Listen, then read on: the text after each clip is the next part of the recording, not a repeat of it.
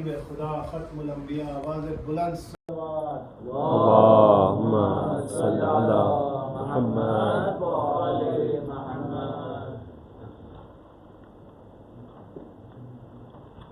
ایک سورہ فاتحہ کی التماس ہے حالیہ واقعات کے تمام شہداء کو شامل کرتے ہوئے، حاضرین کے تمام مرحومین کو یاد کرتے ہوئے، کل مرحوم مومنین و مومنات کو شامل کرتے ہوئے، بالخصوص مرحوم عبدالقاسم کلیان رحم اللہ من قرأ الفاتحہ۔ بسم اللہ الرحمن الرحیم، الحمدللہ رب العالمین الرحمن الرحیم مالک یوم الدین، ایاک نعبد و ایاک نستعین، اہدنا الصراط المستقیم صراط الذین انعمت علیہم غیر المغضوب علیہم ولا الضالین۔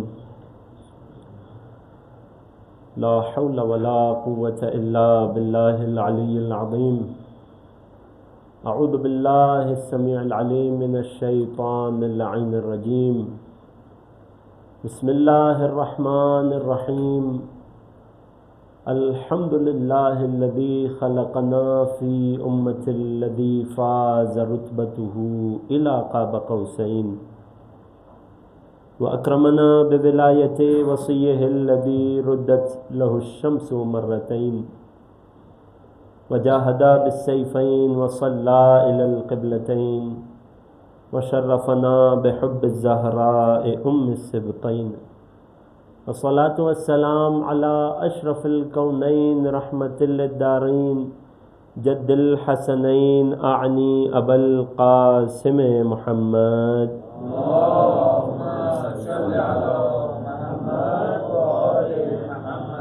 وعلى أهل بيته الأطيبين الأطهرين رحمة الله على محبيهم، ولعنة الله على أعدائهم وغاصبي حقوقهم وظالميهم أجمعين. أما بعد، فقد قال الله الحكيم في كتابه الكريم: بسم الله الرحمن الرحيم، واعتصموا بحبل الله جميعا ولا تفرقوا، صدق الله العلی العظیم۔ درود پڑھے محمد وآل محمد۔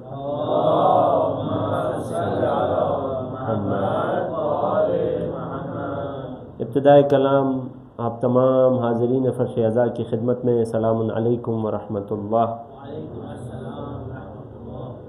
وقت کے امام کی خدمت میں، تمام مؤمنین کی خدمت میں، تمام امت مسلمہ کی خدمت میں شہادت امیر المؤمنین کی تعزیت پیش کرتے ہیں۔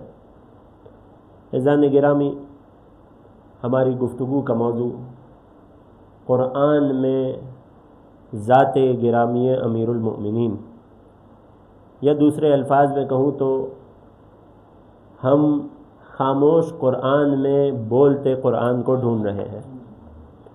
اس حوالے سے ہمارا سفر جاری ہے، کچھ آیات کریمہ آپ کی خدمت میں پیش کر چکا۔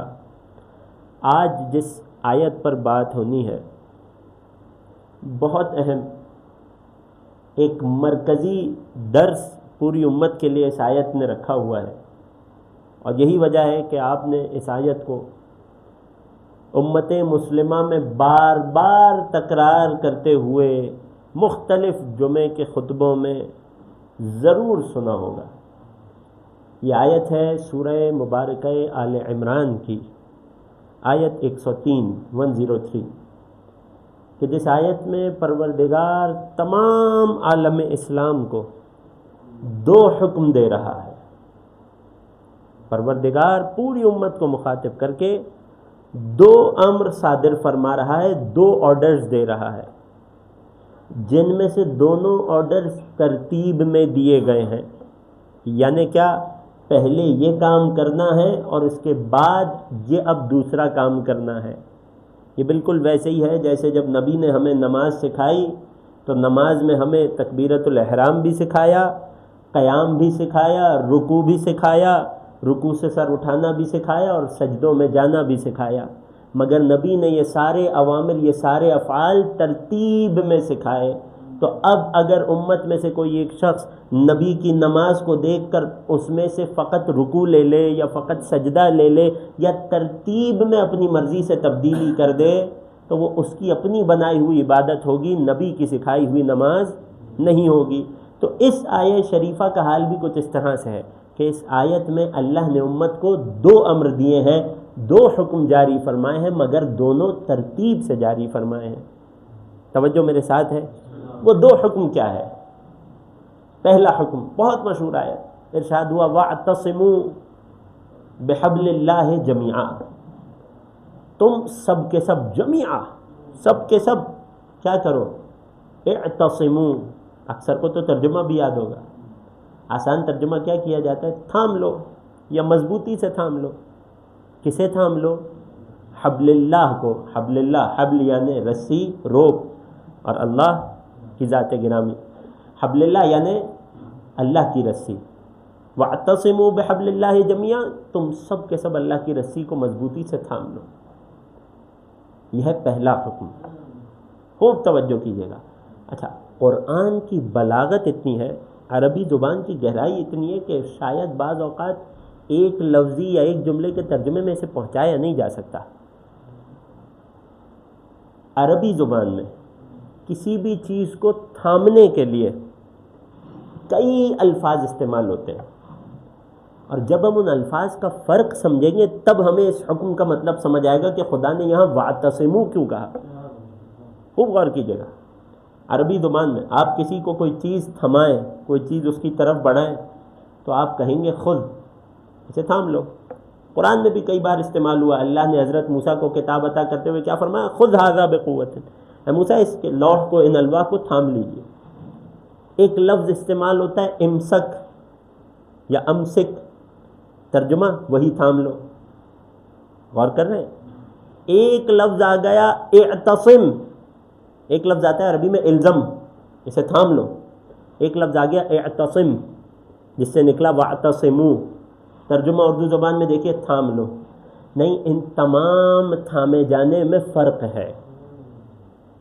یعنی ایک بار آپ کسی کو کوئی رسی کا سرا کسی کی طرف بڑھائیے، کوئی مقصد نہ ہو، کوئی غرض نہ ہو، بس اس کے ہاتھ میں اس رسی کے سرے کو تھمانا مقصود ہو اور مقصد حاصل ہو جائے گا. آپ اس سے کہہ دیں گے خذ یا الزم، اسے 2 منٹ کے لیے تھام لو. یہ بھی ایک رسی تھامنا ہے. مگر ایک بار ایک انسان کہ جو ایک بلند چڑھائی چڑھ رہا ہو، کسی پہاڑ پر جا رہا ہو، اسے بھی ایک رسی دی جاتی ہے، ایک روپ دی جاتی ہے. کیا اس کا اس رسی کو پکڑنے کا انداز وہی ہوگا جو یہاں زمین پہ کھڑے کیجول انداز میں کسی نے رسی کو تھام لیا؟ نہیں، دونوں کے رسی تھامنے میں بڑا فرق ہوگا. کیوں؟ کیونکہ یہ جو زمین پہ بیٹھا ہے، اس نے جب رسی تھامی ہے، رسی کا سرا اسے پکڑایا گیا ہے، تو اب اگر اس کے ہاتھ سے چھوٹ بھی جائے تو کچھ زیادہ فرق نہیں پڑے گا اسے. جبکہ وہ جو پہاڑ پر چڑھ رہا ہے، وہ جو چوٹی کے قریب ہے، اس کے ہاتھ میں جو رسی ہے ایسے مضبوطی سے تھام کر رکھے گا. کیوں؟ کیونکہ اب اس کی جان اس رسی کو تھامے رکھنے پر موقوف ہے. ادھر رسی ہاتھ سے چھوٹے گی، ادھر زندگی سے موت میں تبدیل ہو جائے گا. غور کرنا، یہ جو پہاڑ کی بلندی پر ہو، جس کی جان بچنا رسی کو تھامنے کر موقوف ہو، یہ جس طرح سے رسی کو تھامتا ہے، اسے عربی میں کہتے ہیں اعتصام. یعنی واعتصموا بحبل اللہ جميعا. اے لوگوں، اے مسلمانوں، تم سب کے سب نہ یہ کہ اللہ کی رسی کو سرسری طور پہ تھام لو، کیجول انداز میں تھام لو، فقط تکلف میں تھام لو. نہیں، اے ایمان والوں، اے مسلمانوں، اللہ کی رسی کو تھامنا تو پوری مضبوطی اور طاقت سے تھامنا. کیوں؟ کیونکہ تمہاری نجات اسی رسی کو تھامے رکھنے پہ ٹکی ہوئی ہے. ادھر رسی تمہارے ہاتھ سے چھوٹی، گویا سمجھو کہ جنت کی بلندیوں سے جہنم کی گہرائیوں کی طرف چلے جاؤ گے. واعتصموا بحبل اللہ جميعا. اب کچھ گہرائی، کچھ ترجمہ واضح ہوا کہ آیت کس قدر تاکید کر رہی ہے. اللہ کی رسی کو مضبوطی سے جکڑے رکھنا، چھوٹنے نہ پائے یہ رسی تم سے. اور جب یہ پہلا حکم پورا کر لو گے تب دوسرے حکم پر بات آئے گی. دوسرا حکم کیا؟ ولا تفرقوا. اور خبردار اس سے جدا نہ ہونا، اس سے افتراق نہ کرنا، اس سے الگ نہ ہونا. بڑا لاجیکل قانون ہے، لاجیکل فارمولہ ہے کہ اگر آپ نے 10 سے 15 افراد کو کسی جگہ جمع کرنا ہو تو آپ صرف یہ نہیں کہیں گے سب جمع ہو جانا. نہیں، آپ پہلے انہیں ایک منزل بتائیں گے، ایک مرکز بتائیں گے، فلاں جگہ تم سب پہنچ جانا اور پھر وہاں سب جمع ہو کر میرا انتظار کرنا۔ پہلے کسی مرکز کا، کسی سینٹر کا، کسی گول کا تعین کیا جاتا ہے، کوئی ہدف مہیا کیا جاتا ہے، پھر لوگوں کو کہا جاتا ہے جب لوگ اس ہدف پر پہنچ جائیں، اس نقطے پر پہنچ جائیں، اس مرکز پر آ جائیں، اب یہاں سے نہ ہلیں۔ اللہ نے بھی اپنے نبی کی امت کو لاوارث نہیں چھوڑا، پہلے ان کے لیے ہدف واضح کیا، پہنچنا کیا ہے، جمع کس نقطے پر ہونا ہے، کس پوائنٹ پر آ کر اکٹھا ہونا ہے کہ جس کے بعد یہ کہا جائے گا اب کوئی اپنے آپ کو اس پوائنٹ سے جدا نہ کرے۔ اور وہ پوائنٹ، وہ نقطہ کیا ہے، وَاعْتَصِمُوا بِحَبْلِ اللَّهِ جَمِيعًا، تم سب کے سب اللہ کی رسی کو مضبوطی سے تھام لو، اس نقطے پر پہنچ جاؤ، اس پوائنٹ پر، اس ہدف پر آ جاؤ۔ اب اس کے بعد وَلَا تَفَرَّقُوا، اب اس کے بعد خود کو اس نقطے سے، اس پوائنٹ سے جدا نہ ہونے دینا۔ یہ آیت کی فہم آپ تک پہنچ گئی؟ یہاں تک آپ میرے ساتھ آ گئے؟ بات آسان سے آسان تر ہوتی چلی جائے گی اگر توجہات میرے ساتھ ہیں۔ ایک صلوات پڑھیں محمد و آل محمد پر۔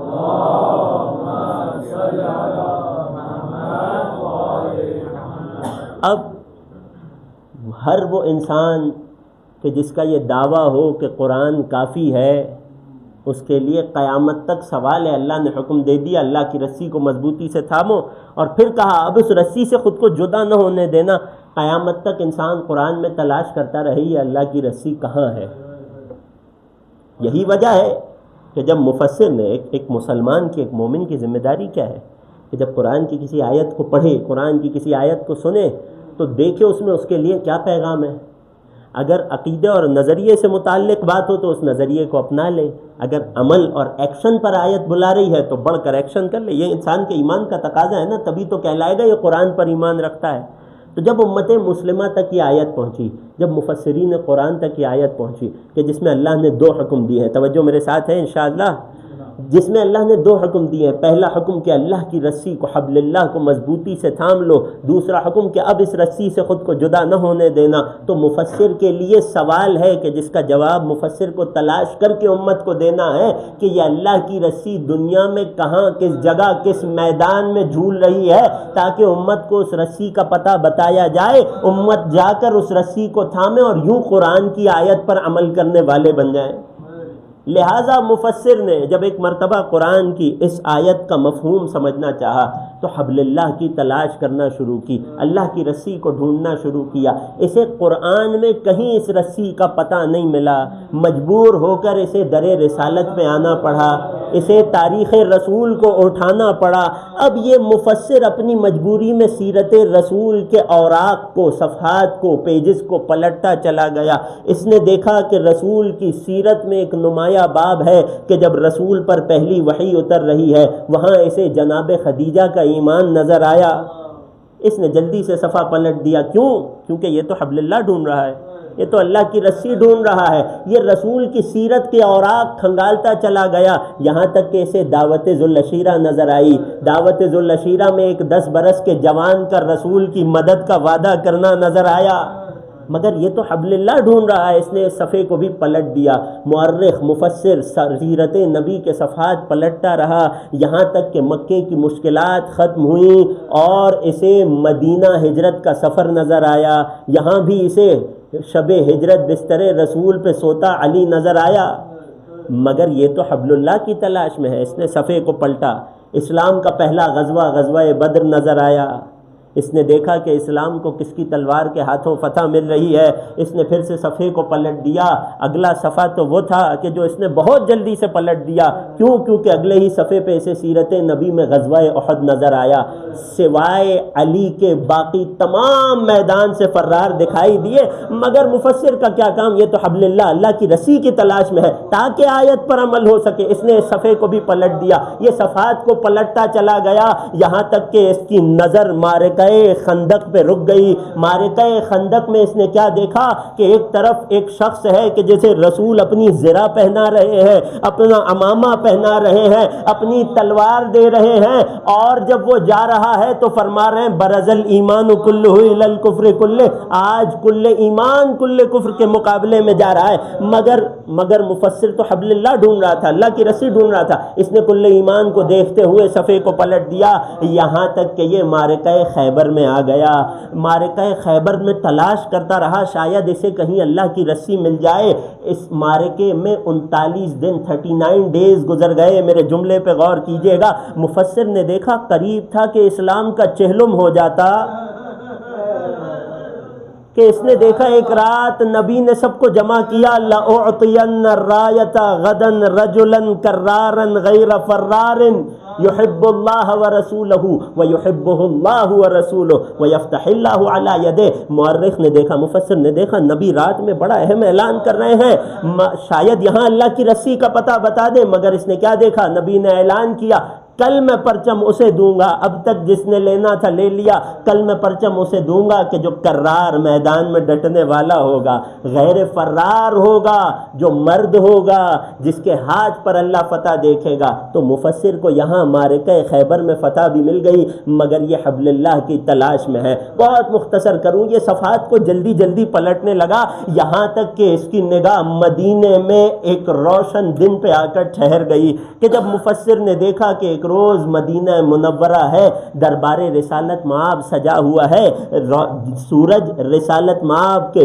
چہرے انور کا بوسہ لے رہا ہے، سورج کی کرنیں رسول کے نورانی چہرے پر چمک میں اضافہ کر رہی ہیں، اصحاب کا مجمع جمع ہوا ہے، مدینہ مسجد نبوی میں تل دھرنے کی جگہ نہیں ہے، رسول اصحاب کے درمیان بیٹھے ہیں، اچانک اپنے اصحاب کو مخاطب کر کے فرماتے ہیں کہ لَيَأْتِي عِنْدَكُمْ رَجُلٌ مِّنْ اہل الجنہ، اے میرے اصحاب باوفا، ابھی کچھ دیر میں تمہارے درمیان ایک فرد آئے گا، ایک مرد آئے گا کہ جو اہل جنت میں سے ہوگا۔ یعنی یہ وہ آنے والا تھا کہ جس کی آمد سے پہلے نبی نے اس کے جنتی ہونے کی بشارت دی تھی۔ اس کی کوالٹی کیا ہوگی یا رسول اللہ، اس کی خصوصیت صفت کیا ہوگی؟ رسول فرماتے ہیں کہ یہ جو آئے گا، کہ میں نبی اس کے آنے سے پہلے بتا رہا ہوں کہ یہ جنتی ہوگا، یسأل عما یعنی، یہ وہ بات مجھ سے پوچھے گا جو اس کے مطلب کی ہے، یہ اپنے کام کی بات مجھ سے پوچھے گا۔ یہ ادب ہے سوال کرنے کا جو نبیوں نے بتایا، اپنے کام کی بات انسان پوچھے۔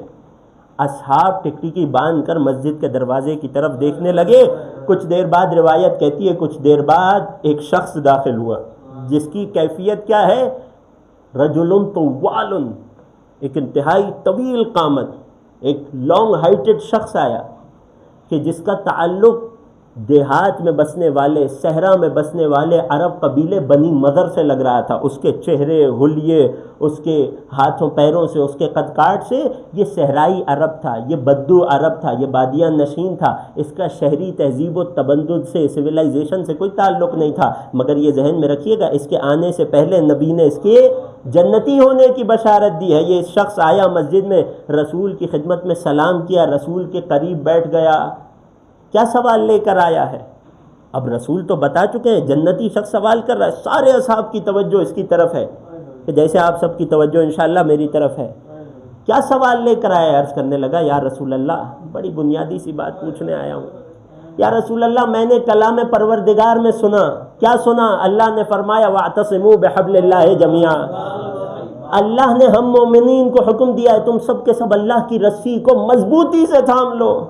اب دیہات کا آدمی تھا، سادہ مزاج میں بات کرتا تھا، سادہ مزاج میں بات سمجھتا تھا، اسے بات کو مشکل بنانا نہیں آتا تھا۔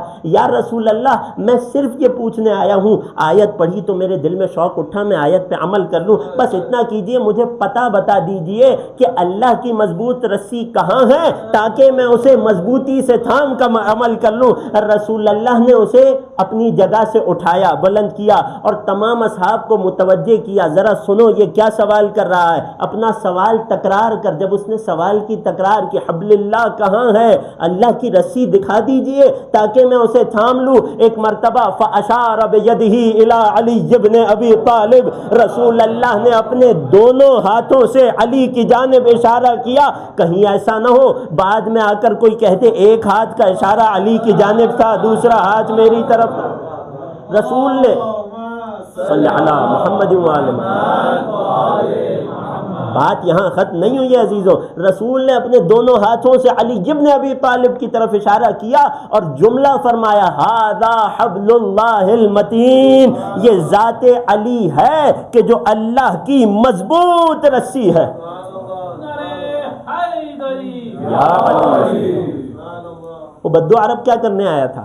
وہ تو قرآن کی آیت پر عمل کرنے آیا تھا. جب اس نے رسول سے اس جملے کو سنا اپنی جگہ سے اٹھا، علی کے قریب گیا، مسکرا کر عرض کرنے لگا یا علی اجازت ہے؟ علی نے مسکرا کر فرمایا ہاں تجھے اجازت ہے. ایک مرتبہ علی کو اپنے سینے سے لگا لیا، علی کو اپنے سینے میں بیچ کر کہنے لگا اے اصحاب پیمبر گواہ رہنا میں نے اللہ کی رسی کو مضبوطی سے تھام لیا ہے. یہ کہہ کر رسول سے اجازت لی، مسجد سے جانے لگا. اصحاب پیمبر میں سے ایک شخص اٹھا، یا رسول اللہ آپ نے اس کے جنتی ہونے کی بشارت دی تھی، وہ اہل جنت میں سے ہے، کیا مجھے اجازت دیتے ہیں میں اس کے پاس جاؤں اور اس سے کہوں کہ میرے لیے دعا کر دے، میرے لیے استغفار کر دے؟ یعنی مالک جنت سے پوچھ کر اہل جنت کی طرف جا رہا تھا. یہ نصیب کی بات ہوتی ہے. رسول نے مسکرا کر فرمایا اذن ستجدہ موفقا، تو اسے صاحب توفیق پائے گا، تیری مشکل کو حل کر دے گا. اب یہ شخص، وہ تو پہلے ہی نکل چکا ہے مسجد سے، یہ شخص پیچھے دوڑ کر بڑی تیزی سے اس تک پہنچ گیا اور اس سے آ کر کہنے لگا تجھے خبر نہیں ہے کہ تیرے آنے سے پہلے نبی نے تیرے جنتی ہونے کی بشارت دی تھی؟ مگر کیا دیکھتا ہے، اسے تو کوئی حیرت نہیں ہوئی. مجھ سے کیا چاہتا ہے؟ صحابی رسول کہنے لگے کہ آپ اہل جنت میں سے ہیں، آپ کے جنتی ہونے کی بشارت نبی نے دی ہے، لہٰذا کیا کیجئے ادعو لی عند اللہ، میرے لیے دعا کر دیجئے کہ اللہ مجھے بھی اہل جنت میں سے قرار دے. تو اس دیہاتی عرب نے ایک مرتبہ اسے سر سے پاؤں تک دیکھا اور ایک سوال کیا، یہ بتا کہ جو ابھی مسجد میں میرے اور نبی کے درمیان بات ہوئی کیا تجھے سمجھ آئی؟ توجہ ہے، جو ابھی مسجد میں بات ہوئی میرے اور نبی کے درمیان کیا تجھے سمجھ آئی؟ کیا تجھے کچھ سجائی دیا؟ کہنے لگے ہاں مجھے سمجھ آیا.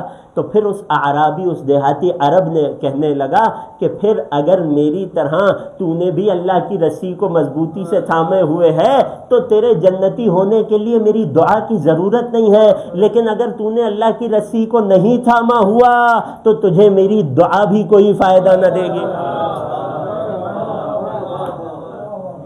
ایک صلوات پڑھی امیر المؤمنین کی عظمت پر.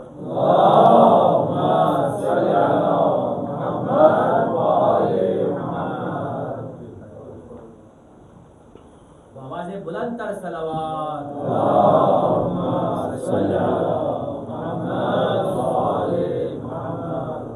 تو خلاصہ یہ نکلا کہ مفسر کو اس کی تلاش پوری ہو گئی.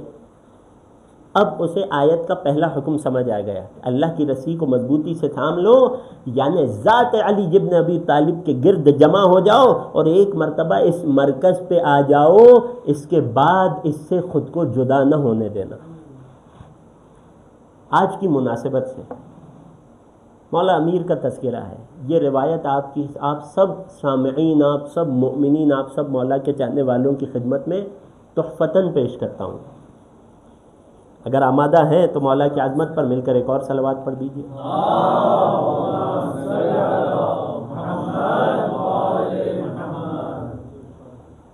یمن سے تازہ مسلمانوں کا ایک گروپ، ایک قافلہ مدینہ منورہ کی طرف آ رہا تھا. کئی دنوں کا سفر طے کر کے، ایک لمبا سفر. یمن جو مدینہ کے جنوب میں ہے، ساؤتھ میں ہے، ایک لمبا سفر طے کر کے یہ لوگ آ رہے تھے. ادھر ایسی ہی ایک شام تھی، رسول اپنے اصحاب کے ساتھ مسجد میں تشریف فرما تھے. رسول اپنے اصحاب کو مخاطب کر کے کہتے ہیں کہ آج تمہارے درمیان کچھ مہمان آنے والے ہیں. ان مہمانوں کی کچھ خصوصیات ہیں، کچھ کوالٹیز ہیں. فرماتے ہیں جاء اہل الیمن، یمن والے آ رہے ہیں اپنے اونٹوں کے قدموں سے صحرا کی خاک کو ٹٹولتے ہوئے، جن کی کچھ صفات ہیں. یہ تازہ مسلمان ہیں، انہیں ایمان لائے ہوئے زیادہ عرصہ نہیں ہوا.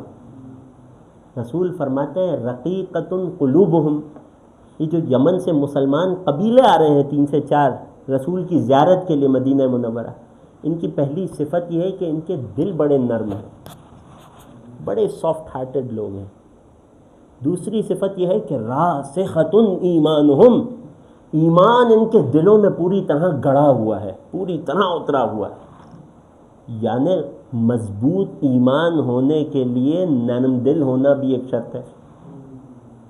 سخت دل جبار انسان عام طور پہ بہت زیادہ مضبوط ایمان کا نہیں ہوتا. نرم دل ہونے کا یہ مطلب نہیں ہے کہ انسان ہر جگہ ہر وقت جذبات میں بہہ جائے، نہیں. نرم دل ہونے کا مطلب ہے کہ مخلوق خدا کی تکلیفوں کو دل سے محسوس کرے.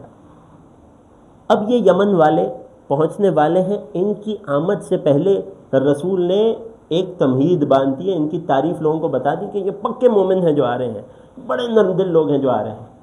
اب یمن کے قبائل پہنچ گئے، مسجد نبوی میں آئے، بیٹھے، مسجد لوگوں سے کھچا کھچ بھر گئی. کیوں؟ پہلے ہی مدینے والے، پھر یمن سے آئے ہوئے لوگ. ان یمن والوں نے آ کر رسول سے کچھ سوال و جواب کرنا شروع کیے.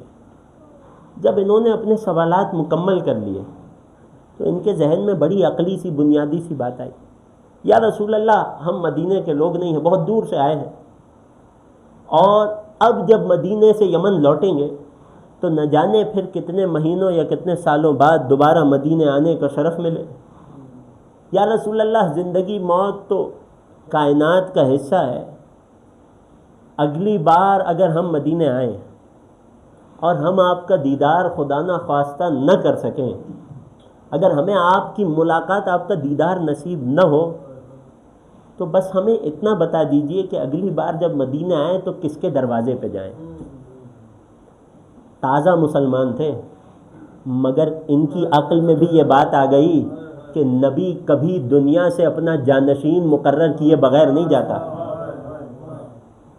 تازہ مسلمان تھے، مگر چونکہ ایمان راسخ تھا، عقل سے سوچتے تھے، فطرت کے مطابق سوچتے تھے. سوال کیا تھا؟ بڑا سادہ سا تھا نا. یا رسول اللہ، اپنے وصی کا پتہ دے دیجئے، اپنے جانشین کا نام بتا دیجئے، تاکہ اگلی بار آپ سے ملاقات نہ ہو سکے تو اس سے رابطہ ہو جائے، اس کے در پہ چلے جائیں اور اپنا دین لے سکیں. کتنا سیدھا سا سوال ہے، رسول جواب بتا دیتے، مگر رسول نے ان کے ایمان کو آزمانا چاہا. اللہ اکبر. فرماتے سوال کیا تھا ان کا؟ آپ کا وصی کون ہے؟ نبی نے جواب میں انہیں یہ نہیں بتایا میرا وصی کون ہے، نبی نے جواب میں انہیں بتایا میرا وصی کیا ہے. کون اور کیا کا فرق واضح ہے. انہوں نے نام پوچھا تھا، نبی نے عہدے بتانا شروع کر دیے. انہوں نے شخصیت جاننا چاہی تھی، نبی نے فضائل بتانا شروع کر دیے. جو سب سے پہلا تعارف نبی نے اپنے وصی کا کرایا. فرماتے ہیں میرا وصی وہ ہے کہ جس کے لیے قرآن میں اللہ نے فرمایا ہے وَاعْتَصِمُوا بِحَبْلِ اللَّهِ جَمِيعًا وَلَا تَفَرَّقُوا، اللہ کی رسی کو مضبوطی سے تھام لو. فَهُوَ حَبْلُ اللَّهِ الْمَتِينُ، وہ اللہ کی مضبوط رسی ہے. یمن والوں نے دوبارہ پوچھا یا رسول اللہ، وہ اللہ کی مضبوط رسی، وہ آپ کا وصی، وہ کون ہے؟ فرمایا وہی ہے کہ جس کے لیے اللہ نے قرآن میں فرمایا الا بحبل من اللہ وحبل من الناس، کہ ایک رسی ہے جس کا ایک سرا اللہ کی ذات کی طرف ہے، ایک سرا لوگوں کی طرف ہے. فرمایا فَالطَّرَفُ إِلَى السَّمَاءِ القرآن، جو حصہ اللہ کی طرف ہے وہ قرآن ہے، اور جو اس قرآن کو لوگوں تک پہنچاتا ہے وہ میرا وصی ہے. ان کا سوال اپنی جگہ کھڑا ہے. یا رسول اللہ کون ہے وہ وصی کہ جس کی قرآن میں اتنی فضیلت ہے؟ رسول نے 2 تولی کی آیتیں پڑھ دیں، اب 2 تبرے کی آیتیں بتائیں. کون ہے آپ کا وصی؟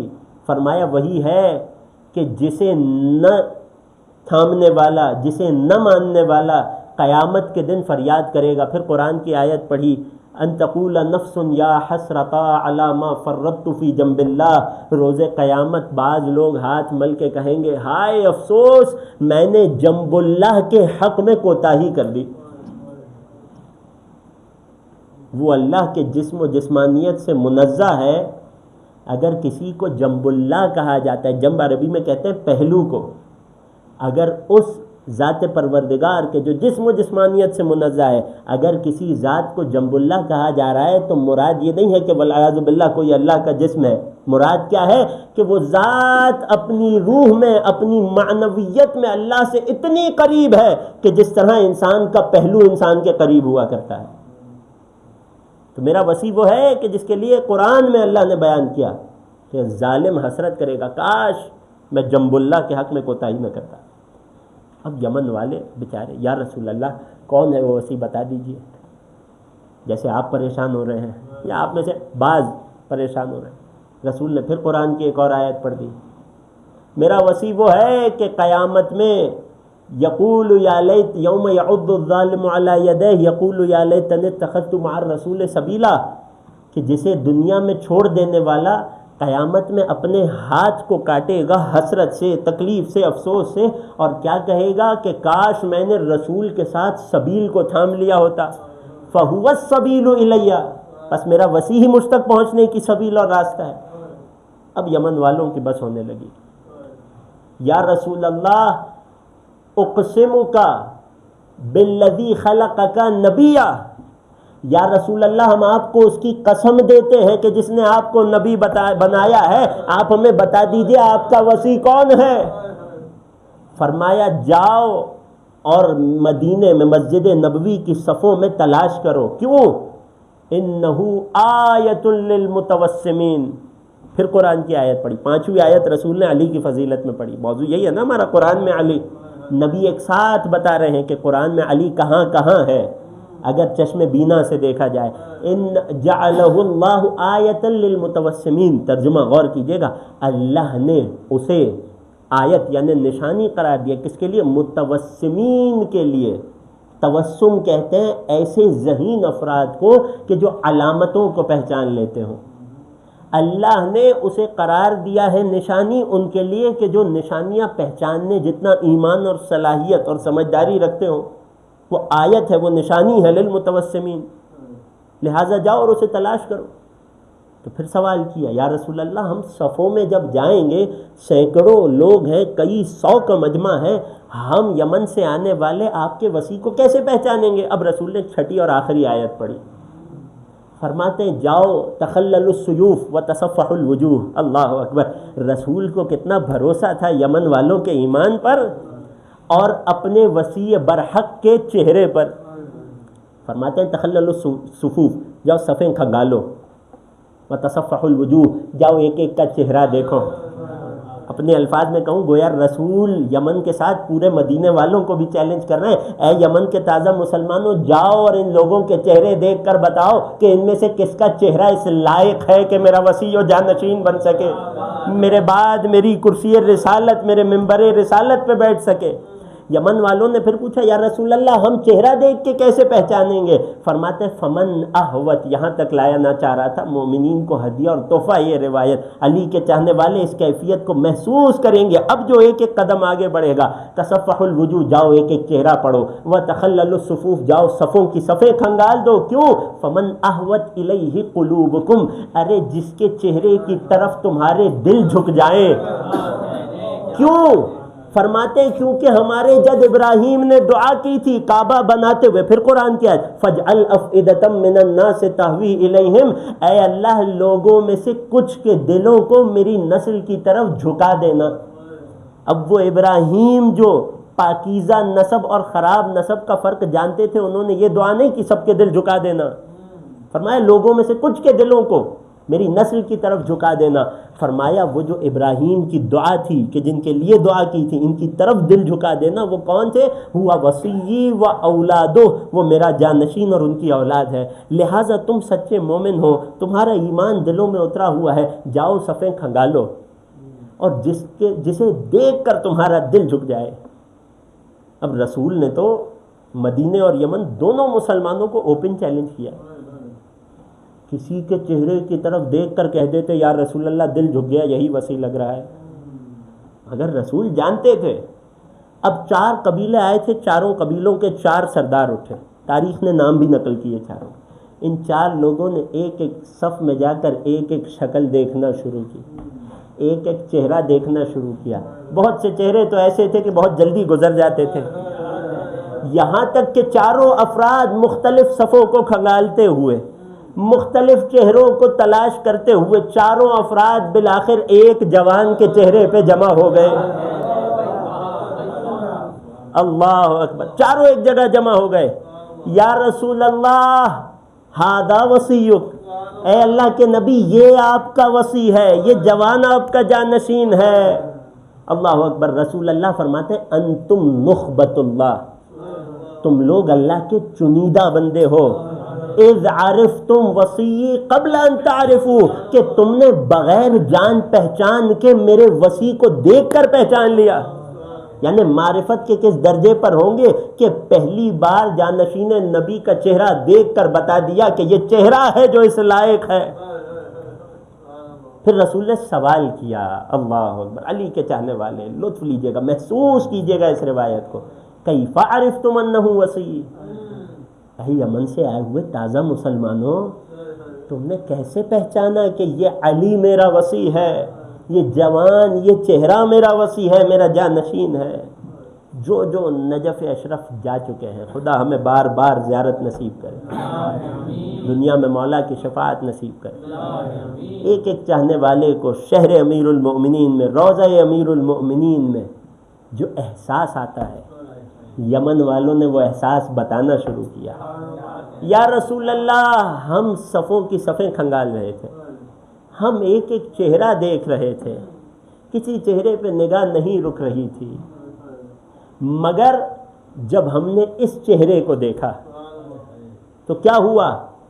رجفت قلوبنا، اس جوان کے چہرے کی طرف دیکھتے ہی اس کی ہیبت ہمارے دلوں پہ ایسی طاری ہو گئی کہ ہمارے دل لرزنے لگے۔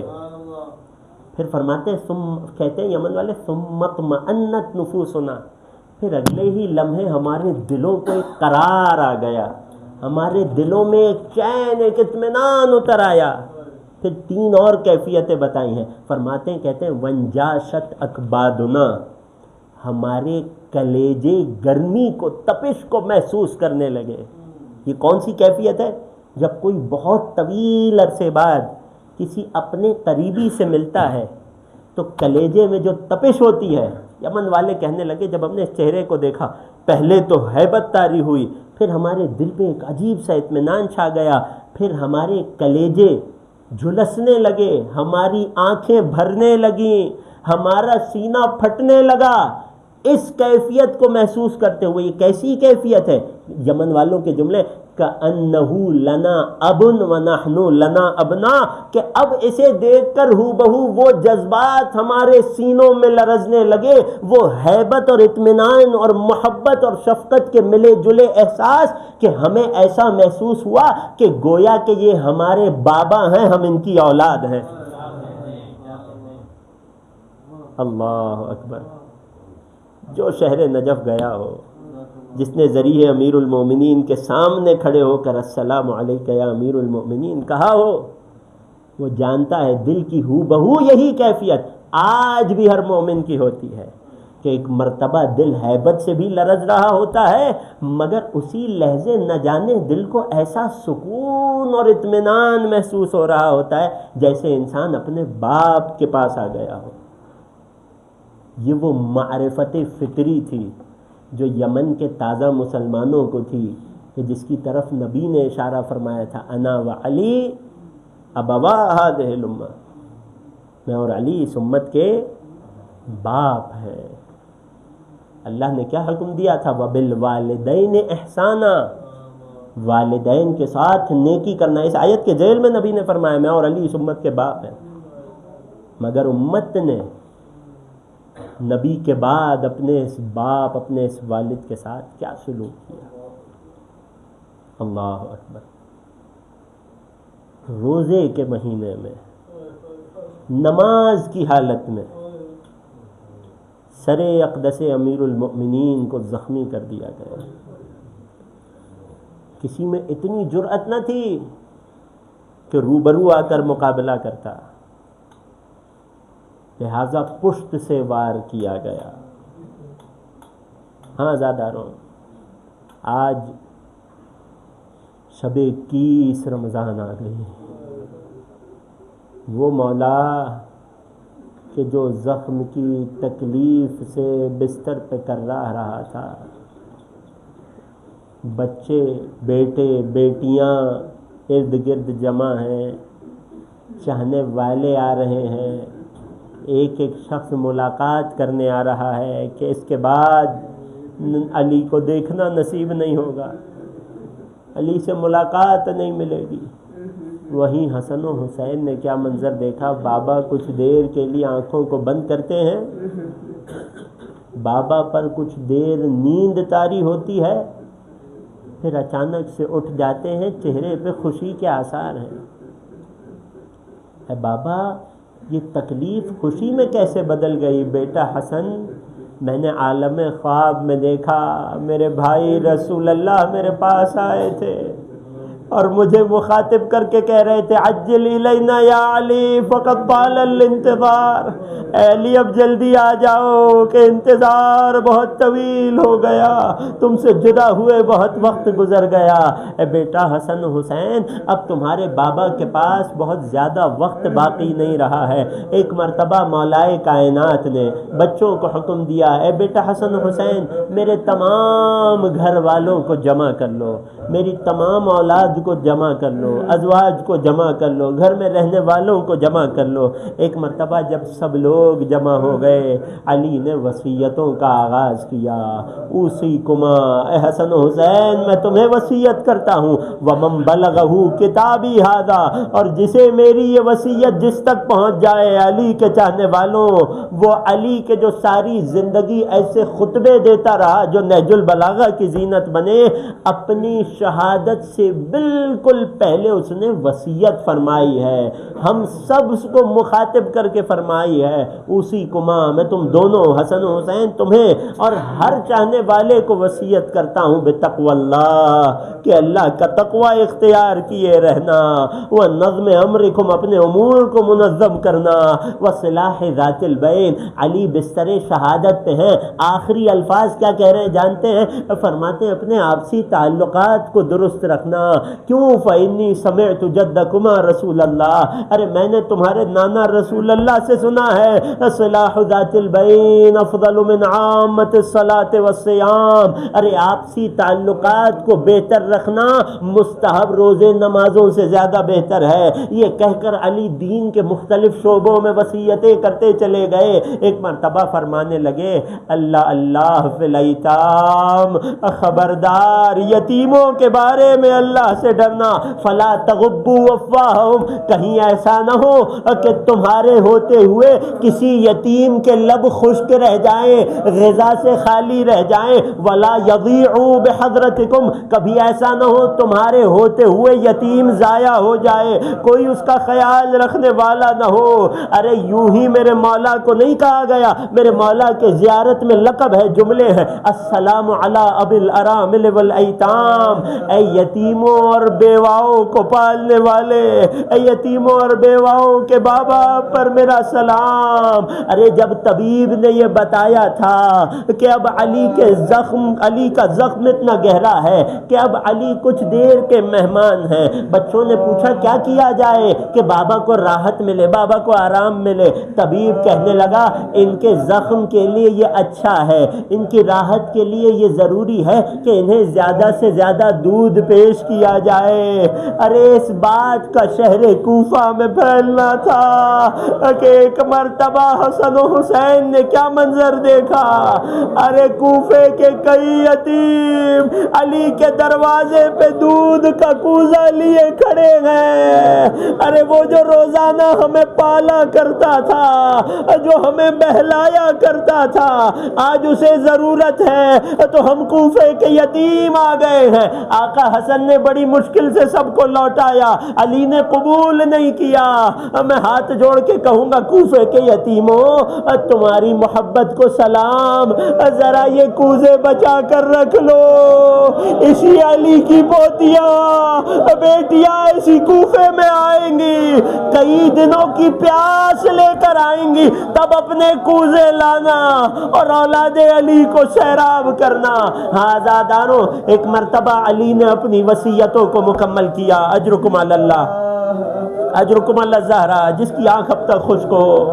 آج امیر المؤمنین کے اس دنیا سے جانے کی رات ہے، آج قرآن ناطق کے اس دنیا سے اٹھ جانے کی رات ہے۔ رونے میں نہ شرمانا، میرے مولا کا تابوت برآمد ہونے والا ہے۔ ایک مرتبہ علی نے جب اپنی وصیتوں کو مکمل کیا تو آقا حسن کو آگے بلایا، آقا حسن کو اپنے قریب بلایا، حسن کا ہاتھ اپنے سینے پہ رکھا اور ایک مرتبہ گھر کے ایک ایک فرد کو بلانے لگے۔ سب سے پہلے آقا حسین کو بلایا، ہاتھ حسن کے ہاتھ پر رکھ دیا، حسین کو پیچھے کیا، جناب زینب کو بلایا، جناب ام کلثوم کو بلایا، محمد حنفیہ کو بلایا، ایک ایک گھر والے کو بلاتے رہے اور ہاتھ حسن کے ہاتھ میں دیتے رہے۔ میرے بعد یہ تمہارا امام ہے، میرے بعد یہ اللہ کی حجت ہے، خبردار حسن سے وفادار رہنا۔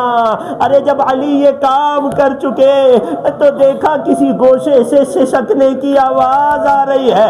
کون رو رہا ہے؟ اے آقا، آپ کی زوجہ ام البنین رو رہی ہیں۔ اے ام البنین، ابھی علی زندہ ہے، کیوں روتی ہے؟ کہنے لگی، اے آقا، میرے عباس سے کیا خطا ہوئی؟ آپ نے سب کے ہاتھ حسن کے ہاتھ میں رکھ دیے، میرے عباس کو بھول گئے۔ ایک مرتبہ علی کی آنکھوں میں آنسو جاری ہوئے، شاید کربلا کا منظر نگاہوں میں آ گیا ہو۔ حسین کو قریب بلایا، عباس کو اپنے پاس بلایا۔ ایک مرتبہ عباس کا ہاتھ حسین کے ہاتھوں میں دیا۔ اے ام البنین، جو علی کی آنکھ دیکھ رہی ہے وہ آپ نہیں دیکھ رہی، آپ کے عباس کے ہاتھ بنے ہی حسین کے لیے ہیں۔ ایک مرتبہ وصیتوں کو تمام کیا، تمام گھر والے علی کے گرد جمع تھے۔ علی نے اپنے ہاتھوں کو درست کیا، پیروں کو سمیٹا، علی کی پیشانی پہ موت کا پسینہ آیا، کوفے میں کوہرام بپا ہوا۔ انا للہ و انا الیہ راجعون۔ الا قد قتل امیر المومنین، الا قد قتل امیر المومنین۔